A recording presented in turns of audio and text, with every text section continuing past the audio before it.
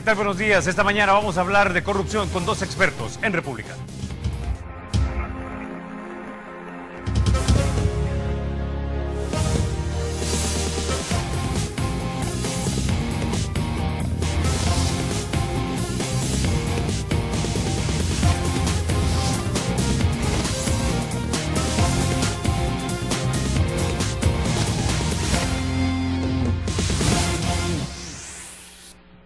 Bueno, sin mayor preámbulo, vamos a introducir a nuestros invitados esta mañana. Nos acompañan el doctor Salvador Arias Peñate, autor del libro El Manual de la Corrupción de Arena 1989-2013. También nos acompaña el diputado, o exdiputado debo decir, la costumbre nos condena, Douglas Avilés, pero todavía sigue siendo secretario de Cambio Democrático. Bienvenidos, caballeros, a República. No, gracias a ti por la invitación. Saludos a Salvador y a la audiencia. Contentos de compartir. Bueno, quizás gracias, empecemos buenos días a todos.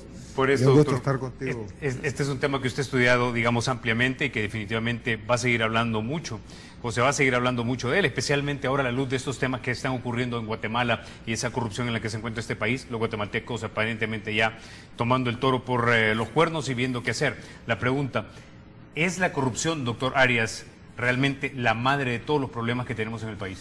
No, yo creo que sin duda la corrupción es un problema estructural de fondo, con altos costos económicos para el país y para la población, porque es una corrupción institucionalizada que es masiva. Lo que pasa en Guatemala, por ejemplo, una comparación de entrada me parece importante. En Guatemala ahorita el levantamiento que ha habido de la gente, el pueblo, toda esa movilización que han hecho, están por enjuiciar al presidente, le quitaron su protección constitucional, a la vicepresidenta ya lo hicieron, tienen ahí hasta empresarios ya mencionados, porque crearon una red y se quedaron con 14,000 millones de quetzales, que es más o menos, un poco menos de 2,000 millones de dólares, es lo que esa red se robó.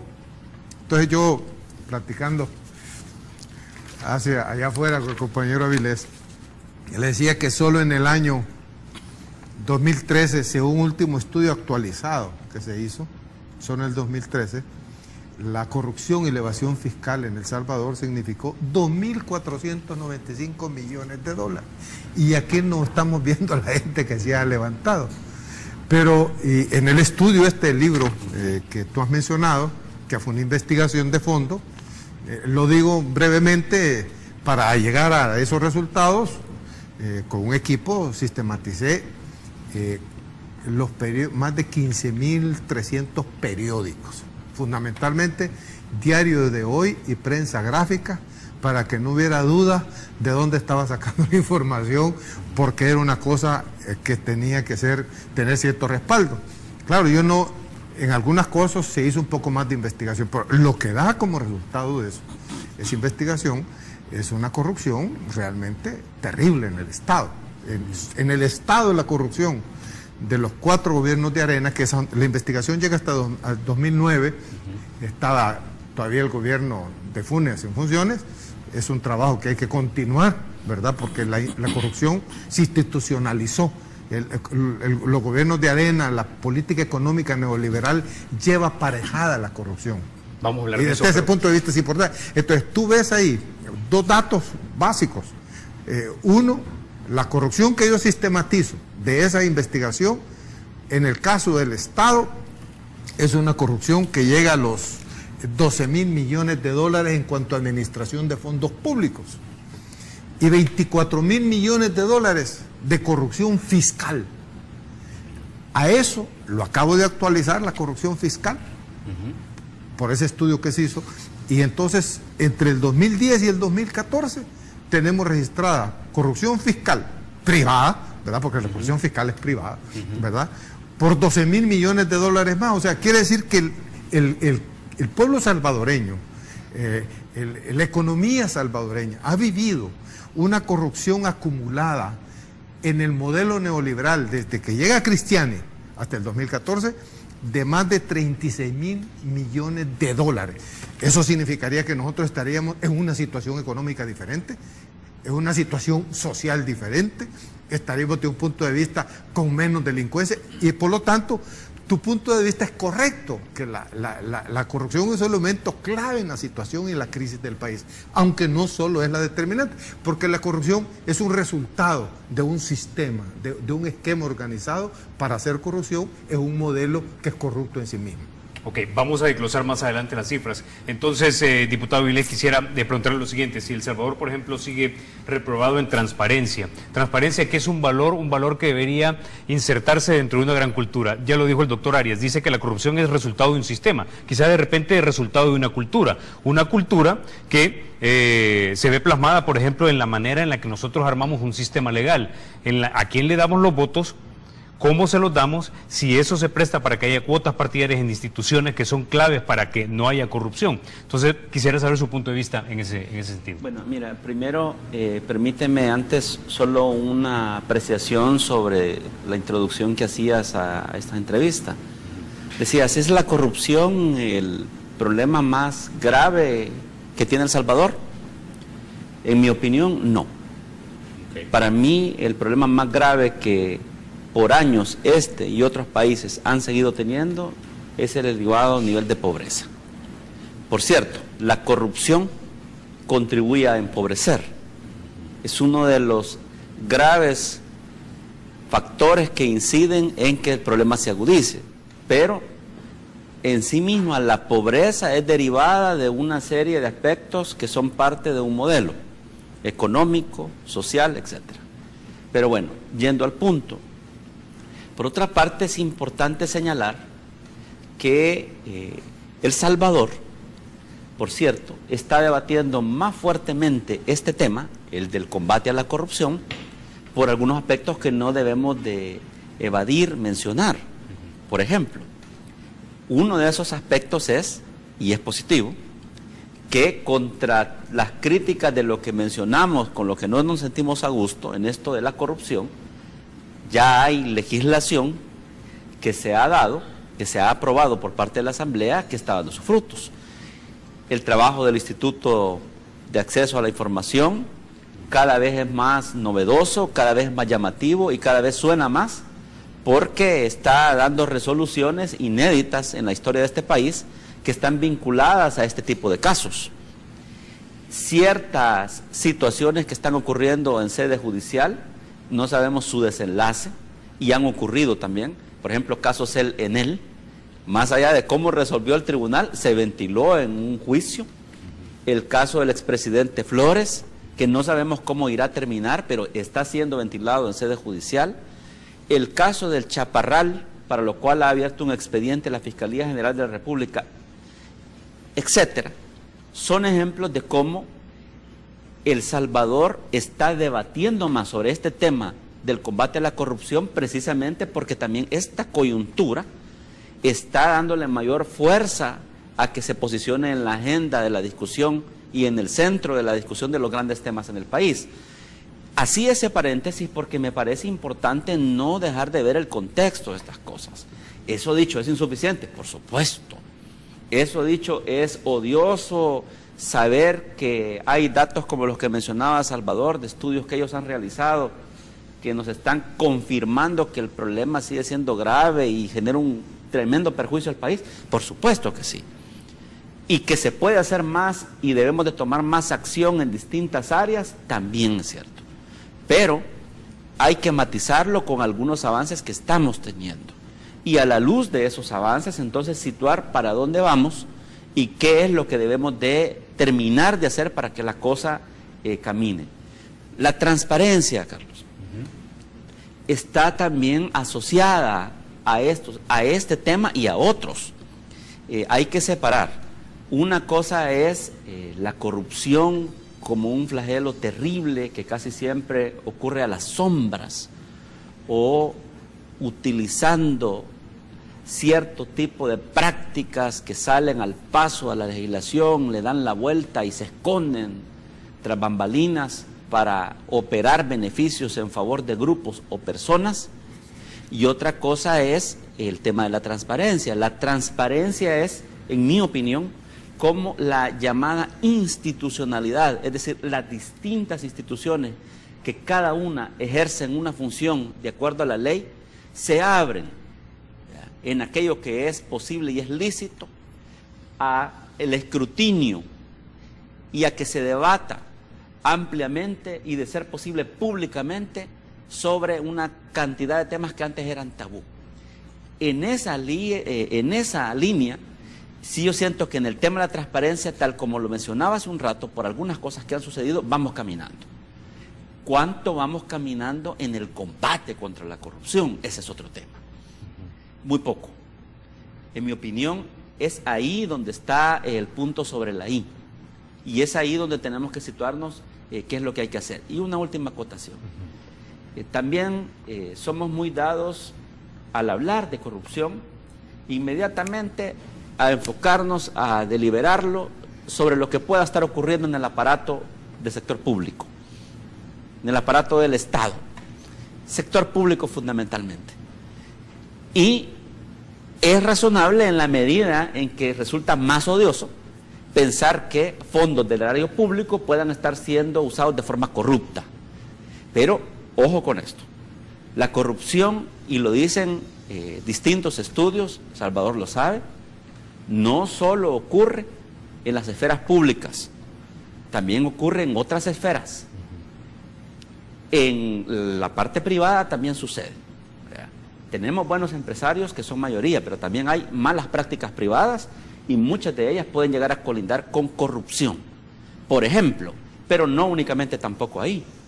También hay otra clase de prácticas corruptas que ocurren fuera de las oficinas o de los recintos o paredes del ámbito público, del sector público. Entonces, cuando hablamos de corrupción, yo creo que es importante interiorizar esto que estoy planteando, porque en mi opinión, en la idea que acabo de decir de el qué hacer, qué nuevas acciones tienen que suceder, qué es lo que se está haciendo, debemos de visualizarlo en ese esquema. Y también en tiempo y espacio, ¿verdad? Es decir, la misma legislación establece con claridad el tiempo y el espacio. ¿Qué quiero decir con eso? Que hay algunos que hablan de corrupción de aquí en adelante, ¿va? De aquí en adelante ya no importa lo que se hizo en el pasado y hasta yo los oigo los argumentos, porque son algunos argumentos medio patéticos. Y dicen, no hay que estar pensando en el pasado y justificar en eso el hecho de no hacer nada hacia adelante, dicen. Momento. Es que el punto es que en la idea de caminar como sociedad, en la eficiencia del combate, en este caso la corrupción, tenemos que tratar de hacer todo lo que esté a nuestro alcance hacia adelante y también chequeando lo que pudo haber ocurrido. Ok, bueno, cuando volvamos vamos a entrarle de lleno a esas cifras que yo sé que el doctor tiene, pero también quiero preguntarle ¿qué medidas se pusieron en pie para crear ese sistema producto de esa cultura de corrupción? Porque un sistema vendría siendo un conjunto de elementos que trabajan interdependientemente para conseguir una meta, y en este caso es favorecer al corruptor y al que es corrupto también. Ya volvemos.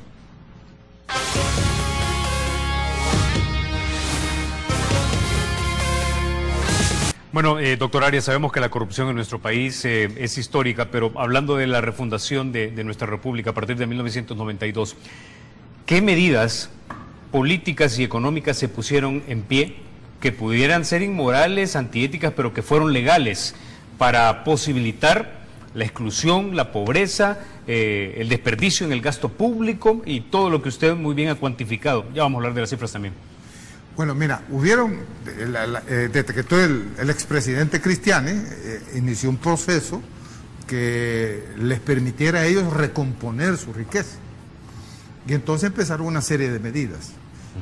Hay dos fuentes fundamentales que podemos mencionar ahorita y que están sistematizadas. Uno es el tema fiscal.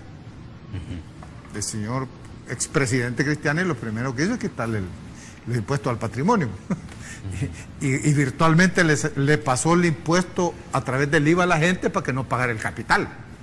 Entonces, eso fue un primer golpe muy fuerte para la población y un golpe favorable para el gran capital, que por su proceso de acumulación terrible, ¿verdad? Y entonces ahí ves ahora que la fuente principal de ingresos del Estado son el IVA, que lo pagan todos los hogares, que es totalmente regresivo, Cuando analizas el impuesto sobre la renta, la fuente principal del impuesto sobre la renta es de las personas naturales y no de las jurídicas, no de las empresas. Entonces, hay toda y los impuestos específicos, indirectos, adicional al IVA, también que los paga la población de manera regresiva. Entonces, la política fiscal ha sido un mecanismo importante de corrupción legal, porque además de haberle quitado el impuesto al patrimonio y todo eso, pusieron el impuesto sobre la renta, pues el 25%, pero hicieron una serie de leyes de elusión y diferentes mecanismos legales que tú tienes parámetros en este país tan terribles, donde un campesino te paga 13% de impuestos, porque paga IVA, y aquí paga el IVA de la comida, todo. Y tú tienes una transnacional, yo digo los nombres como los tengo en el libro y documentos. En el 2010, por ejemplo, yo hice una investigación concreta con fuentes que conseguí de Hacienda, y claro, pagaba 4 centavos, 4% de impuestos sobre las utilidades, y el campesino 13. El Telefónica salía 8. O sea, son barbaridades. Pero es un sistema organizado legalmente. Es una corrupción institucionalizada, legalizada. Otra medida que viene y con la que se arranca, digamos, que permite la reconstrucción en el país de estos grandes capitales privados y que después se asocian con las transnacionales, es la privatización de la banca. Ese es un asalto terrible al Estado, que le costó más de 3.400 millones de dólares según mi análisis. Por cierto, te anuncio, en 2 meses, 3 meses a más tardar, voy a sacar el libro sobre el tema de cómo desdolarizar este país y los impactos de la dolarización. Un trabajo que tengo comprometido con este pueblo que está saliendo y va a salir. Entonces, ese tema de la banca fue otro mecanismo legal. Privatizaron la banca. Primero, le quitaron a los bancos que habían sido nacionalizados como una medida contrainsurgente del imperialismo gringo en El Salvador, para ver si descongestionaba este país y ayudaba a financiar algo, alguna salida, un reformismo. Después, cuando lo reciben Cristiani, en el proceso que lo compraron el Estado por medio de los gringos, los dueños recibieron plata, los grandes capitales embargaron sus propiedades, hipotecaron sus propiedades, se llevaron el dinero, y después viene Cristiani y sanea toda esa cartera corrupta, que algunos le echan la culpa que fue al proceso de transformación agraria. Es mentira, lo grueso era eso. Pero viene Cristiani y sanea, y toda la cartera morosa de la banca la agarra y se la pasa al Banco Central y después al Ministerio de Hacienda. 700 y pico millones de dólares. Cuando la tiene sanita, le dice, bueno, ahora está limpio, o sea, de caso, te dan una empresa, un banco, sin cero mora. Y entonces la privatiza. ¿Y cómo hace para privatizarla?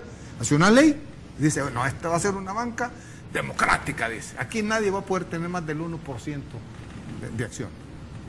Esa es la ley, ¿verdad? Y empieza el proceso. Y entonces empiezan ellos con prestanombres a comprarse la banca. ¿Y cómo compraban la banca? Llegabas tú y decías, mira, los políticos de entonces, Cristiani y su equipo, los meros de este país, bueno, quiero comprar acciones, anda, ¿qué banco vas a ir? El salvadoreño, anda, pues, ¿cuántas vas a comprar tanto? Entonces llegabas al banco salvadoreño y la ley decía, ¿usted quiere acciones? Y bueno, ¿cuántas quiere? Tanto, 100.000 acciones, no sé cuánto, ponerle 10 millones de colones. Bueno, entonces mira, el 15% le vamos a dar un crédito para la prima y le vamos a dar 10 años para que pague el 85% restante.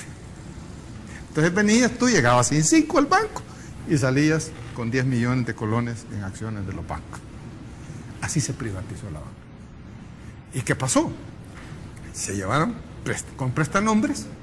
Lo de prestanombres después se hizo público, porque después vimos las personas que se quedaron dueños de la banca. Ahí está mi libro, El Atlas de la Pobreza y la Opulencia, donde tiene nombres y apellidos por banco. Ahí no hay pierde, pues, y eso en base a investigaciones directas en el CNR. O sea que no es invento. Entonces viene, claro, esos bancos, al año siguiente, sin ninguna mora, empiezan a mover el dinero y empiezan a tener grandes utilidades. Y empiezan a pagar las acciones. Se pagan solas automáticamente. Se robaron legalmente la banca. Y ahí aparece. Lo más grave es que el que era presidente aparece el dueño del banco más grande del país. Y eso nunca se persiguió. Esa es la impunidad. Esa es la impunidad total, donde la corrupción se vuelve un elemento importante, pero ese sistema bancario privatizado, de esa forma, robado legalmente para mí, se vuelve el mecanismo que concentra todos los recursos del Estado y del sector privado, porque Cristiani le quita al Banco Central la potestad de prestarle al gobierno y obliga al gobierno que le preste a la banca.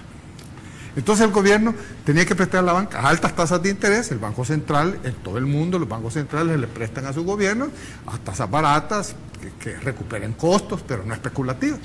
Entonces viene un proceso de enriquecimiento profundo.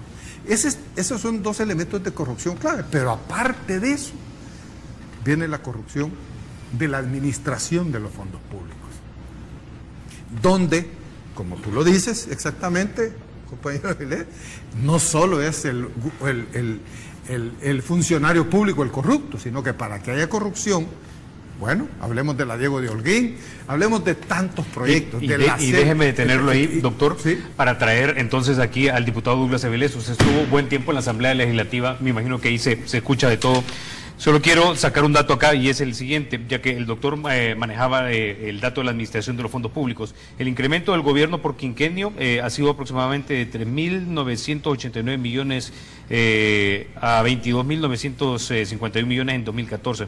Es decir, el presupuesto del gobierno de Cristiani con respecto al presupuesto de 2014 es casi 4 veces mayor el presupuesto que tiene ahora el gobierno, 5 veces mayor. No sé si el doctor nos puede dar el dato. La pregunta es si los salvadoreños sienten que ahora que el Estado tiene mayores recursos, recibe mejores servicios. Y si no recibe mejores servicios es porque se ha encarecido el que trabaja para darte el servicio o porque el servicio se está perdiendo en pura corrupción, se está mal utilizando o simplemente se va en puro robo. Vaya, mira. Tú has hecho una comparación de las cifras que existían, entiendo, desde la administración Cristiani a la fecha en relación a los presupuestos nacionales. Sí. Y que implican, digamos, en la economía en este momento, en distintos momentos. Quizás ahí permíteme hacer una valoración, aunque me tome un poquito más de tiempo, lo más seria posible. Uno puede encontrar en la medida de las posibilidades en los documentos que se presentan a la Asamblea Legislativa, en los proyectos de presupuesto por parte del Ministerio de Hacienda, cómo está distribuido un presupuesto nacional. Y muchas de las preguntas que te puedes hacer sobre los incrementos que ocurren tienen respuesta ahí. El crecimiento, lo primero que hay que decir, de estos presupuestos puede estar justificado o explicado en una serie de factores. Por ejemplo, las plazas de empleados aumentan y te puedo asegurar que ese es un factor. Es decir, año con año han habido más empleos en el sector público. Puede ser que algún gobierno haya decidido ponerse un poco más el cinturón y ya no crecer, ¿verdad? Como he escuchado que en las últimas semanas, en los últimos meses lo ha intentado esta administración. Pero lo cierto es que ha venido increciendo, es decir, cada año ha crecido las plazas del sector público. Ese es un factor que incide en que esto se aumente. Segundo, hay también una alta probabilidad, por más que se diga lo contrario, que los pagos que tiene que hacer cada gobierno año con año para el servicio de la deuda, para el pago de préstamos que se han hecho o intereses, también sea otro factor que te infla considerablemente el gasto público. Y por supuesto que las medidas poco austeras, para mencionar 3 rubros, esto es muy largo, pero solo para no hacerlo tan largo, mencionar otro rubro, las medidas o acciones o la práctica gubernamental o institucional en el sector público puede haber sido poco austera, es decir, que se pudo haber hecho despilfarro y utilizar muchos de estos dineros públicos de forma innecesaria en cosas que no han traído beneficio a los salvadoreños. Bien, esto dicho, ¿qué de esto es corrupción y qué no? Una pregunta. En el aumento de plazas públicas, algunas pueden estar justificadas. Otras, como se ha dicho bastantes veces, pueden ser mero clientelismo. Pregunta, me la hago. ¿El clientelismo es corrupción, sí o no? Esa es una cosa que te tienes que preguntar. Segundo, el gastar, para poner ejemplos banales, el gastar la plata del erario público en comprarme el mejor escritorio de mi oficina y llenarla de lujos, si yo soy funcionario público, ¿verdad? Es un mal gasto, por supuesto, del dinero público, sin duda alguna. ¿Eso es una forma de corrupción, sí o no? Eso también hay que planteárselo. El mandar a comprar no sé cuántos carros para la institución y los carros de más lujo, innecesariamente, ¿eso es corrupción o no? Ese es, también infla presupuestos eso. Desarrollado de una manera grosera, año con año, te puede inflar, por supuesto, los presupuestos. Y el tercer elemento que señalaba, ¿es o no una forma de corrupción? También el fiscal, cuando menos, lo que pudo haber ocurrido en ciertas administraciones gubernamentales, donde ciertas cifras eran usadas alevosamente para justificar su incremento, escondían datos, vaya, por ejemplo. El doctor Arias lo dijo miles de veces en su época de diputado y posteriormente.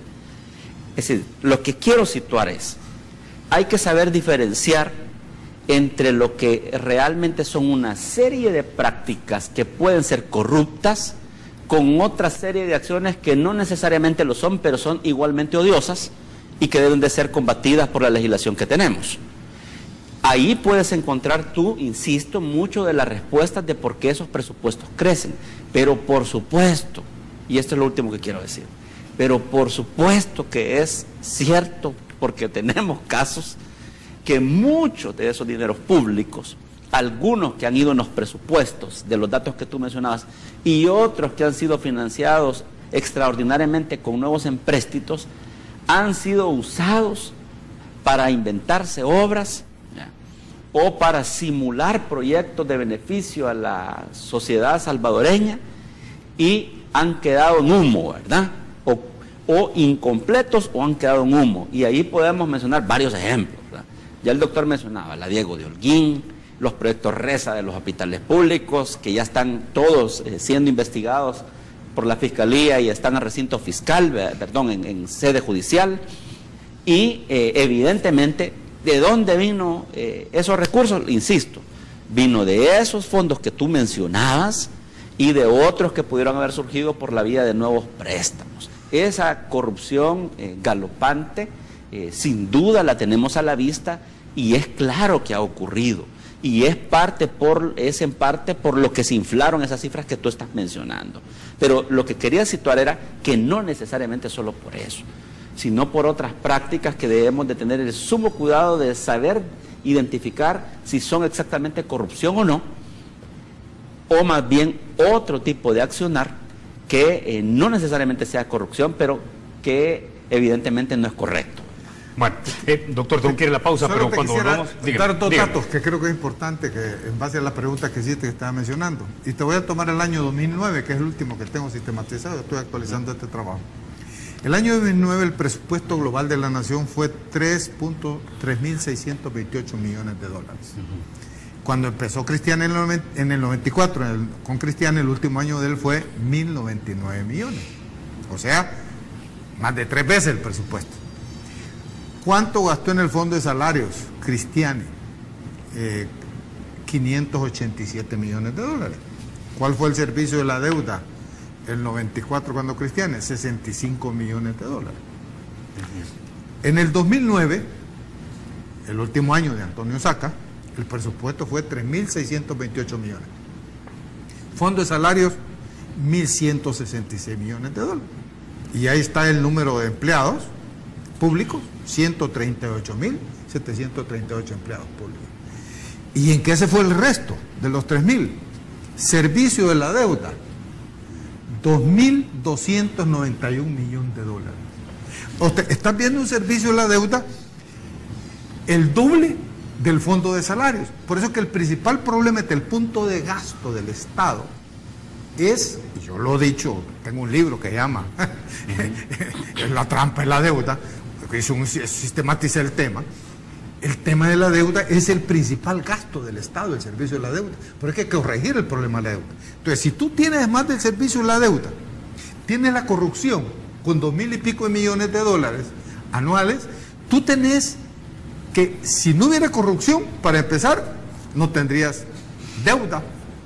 Pero ahora tienes servicio de deuda y corrupción, y por eso es que estamos en una crisis tan fuerte.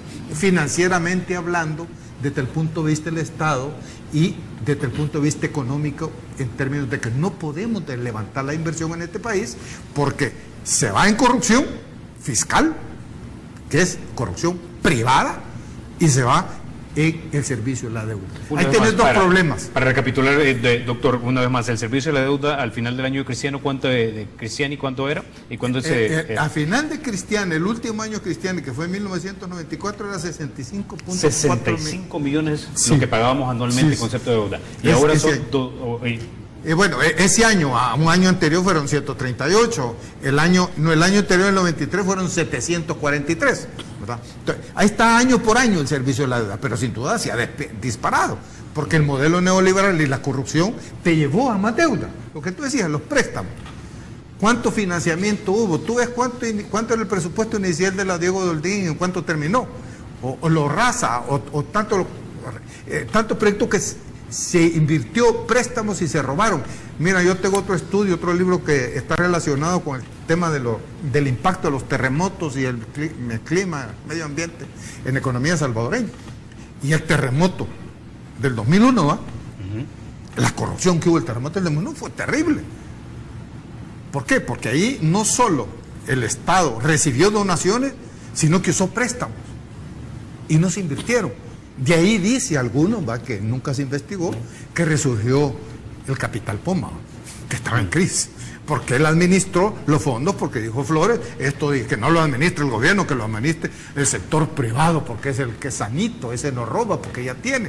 Claro, es donde se hace. Entonces, la corrupción, entonces, por donde tú te vas, ha sido un elemento que ha estado presente, que ha llevado a acelerar el problema de la deuda, y que entonces tiene dos factores que nos tienen a la economía totalmente entrampados. Son dos factores que tienes que enfrentar. Entonces, la corrupción, sin duda alguna, es un factor que tenemos que desactivar. Ok, de eso vamos a hablar precisamente. Vamos a hablar también del último dato del presupuesto de la Nación de 2015. Ya volvemos.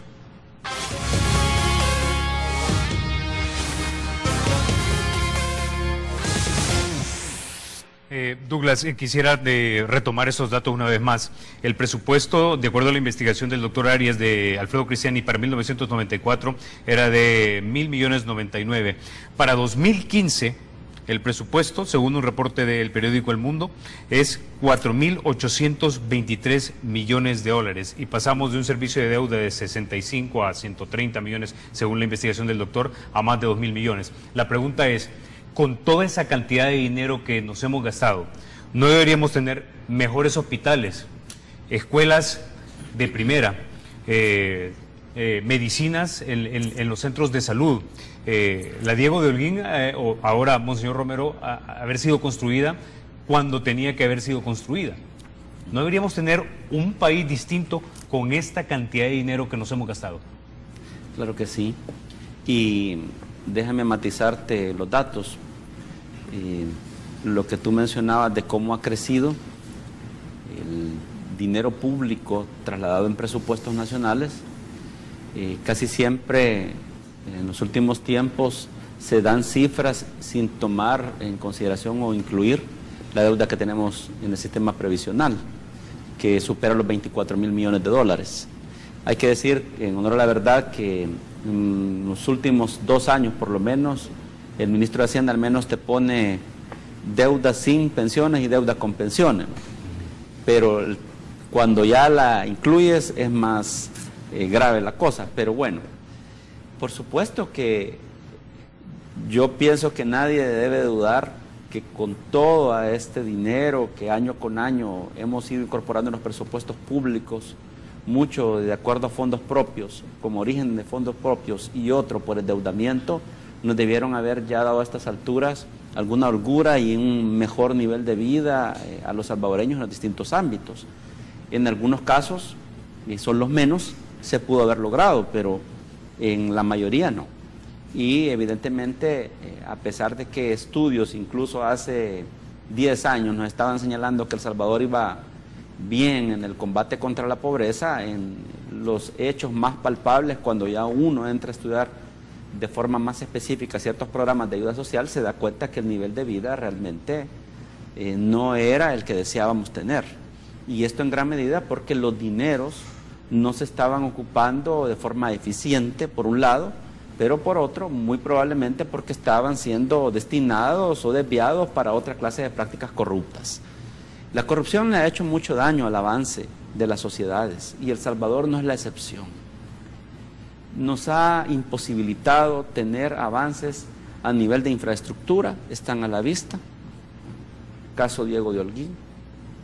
Nos han imposibilitado tener mejores servicios sociales, hablando de la salud, por ejemplo, tenemos ejemplos, el caso Reza que hemos estado mencionando.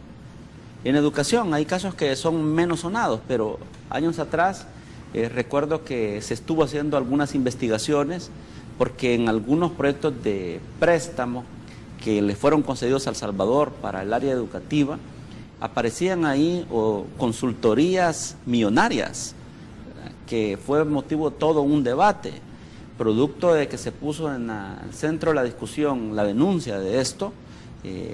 Se disminuyó la cuantía, pero no estoy seguro que lo suficiente como para tener claridad de que no hayan sido usado esto en otras cosas. Y tú puedes ir, a medida vas revisando las cifras, encontrando las razones del por qué no tenemos el nivel de vida, ni el avance como sociedad, ni el desarrollo que deseáramos. Evidentemente, insisto, a pesar de este sombrío escenario, El Salvador ha dado algunos pasos importantes y que han sido positivos para tratar de ir combatiendo más estas prácticas. El hecho mismo, a propósito de los altos niveles de endeudamiento que tenemos, muchos de los cuales pueden haber sido producto de estas prácticas corruptas, hay hoy día más debate sobre el tema de la deuda.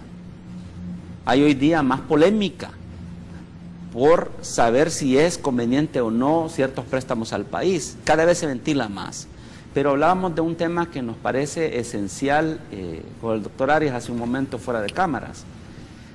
¿Qué otro aspecto, por ejemplo, podría ayudar a mejorar que el servicio de la deuda o las deudas que vamos adquiriendo como país sean administradas de forma más transparente? Los dineros que sirven tanto para pagar esas deudas como los dineros mismos que surgen de los préstamos. Los organismos internacionales que nos prestan tienen procesos de auditoría y ellos hacen sus propios procesos. Pero nosotros, como país, aparte del trabajo que realiza la Corte de Cuentas de la República, muy poco hacemos en esos ámbitos. Creo que impulsar un esquema de auditoría que posibilite fiscalizar al dedillo más cómo se ejecutan estos gastos puede contribuir a ir saneando ciertas situaciones que en algunos casos puedan ser parte de un enredo de tramitología y formas burocráticas de manejar los recursos, pero en otros, y eso es lo más preocupante, puedan ser o derivar cuando menos en actos corruptos. Y creo que en esa área nosotros estamos muy frágiles.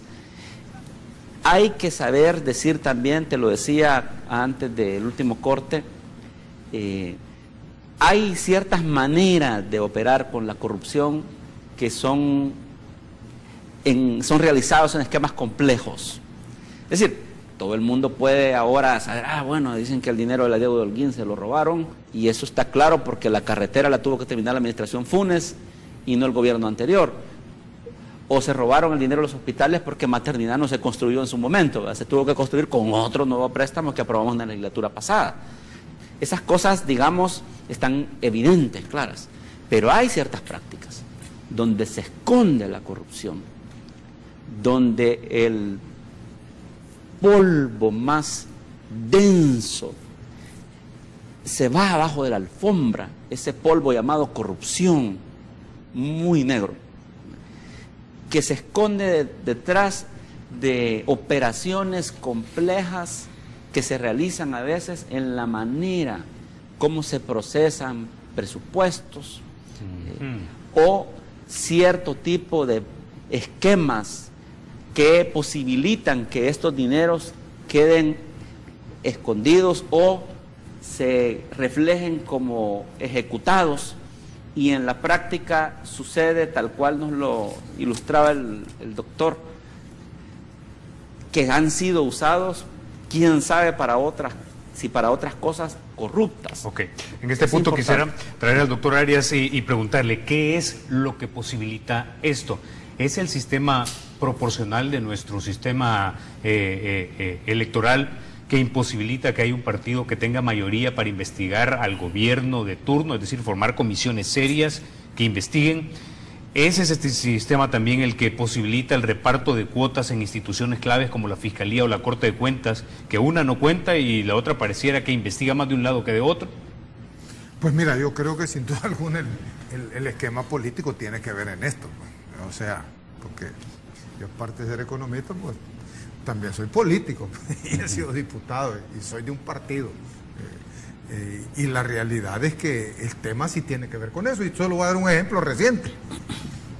Al ministro de Hacienda se le ocurrió, para presionar que pagaran los morosos, publicar nombres, y le cayeron todos, hasta recursos nasales de lo constitucional, cuando la corrupción fiscal en el periodo del modelo neoliberal, si ponemos la corrupción fiscal más la corrupción de la administración pública, llega a los 49.245 millones de dólares.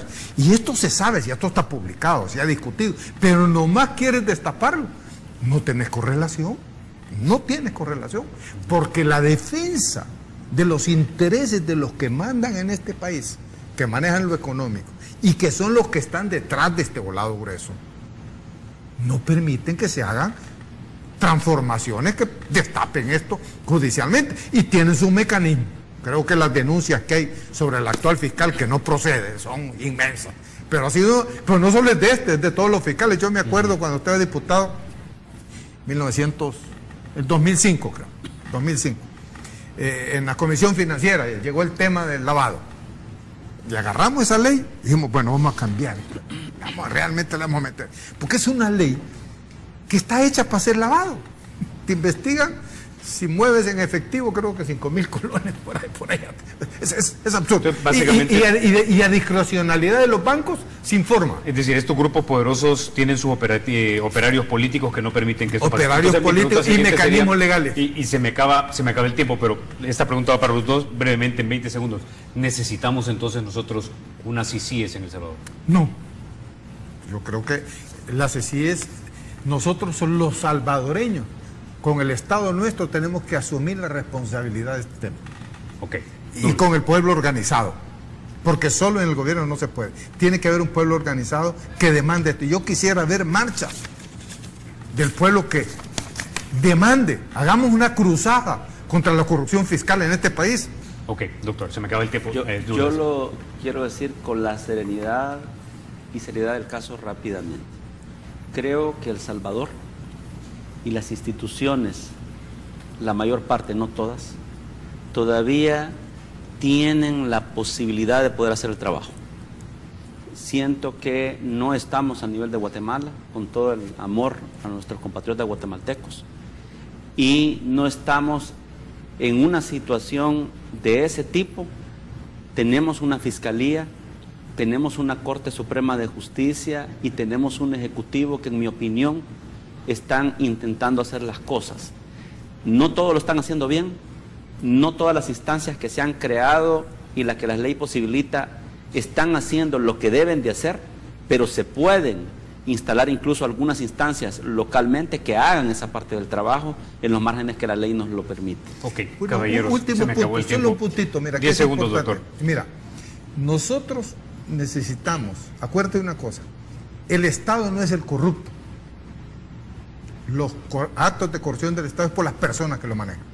Y aquí hay instancias que deberían de estar actuando en la corrupción que no están actuando. Y deberíamos de cambiar las personas que no hacen que las instituciones cumplan lo que la ley le manda. Por ejemplo, fíjate la Corte de Cuentas de la República. Yo me acuerdo hace unos años fui. ¿Y usted por qué no investiga la corrupción fiscal? No, me dijo, nosotros no vemos lo fiscal. Pero usted tiene obligación de hacerlo. Sí, me dijo, deberíamos de auditar también cómo es que entran los recursos y por qué no entran los recursos al gobierno. Y no lo hacen. Entonces, la Fiscalía General de la República. Entonces, hay instituciones que cuando no están actuando son las personas que la están manejando, no las instituciones. Aunque Listo. tenemos problemas de leyes que hay que corregir, Se me acabó el hay tiempo, base doctor. para hacerlo. Muchísimas gracias por haber venido esta mañana de República. Definitivamente es un tema que da mucho que hablar y lo vamos a seguir tratando. Gracias una vez más. A ustedes, amigos, los espero en la próxima ocasión. Recuerden, la República es de todos. Hay que cuidarla.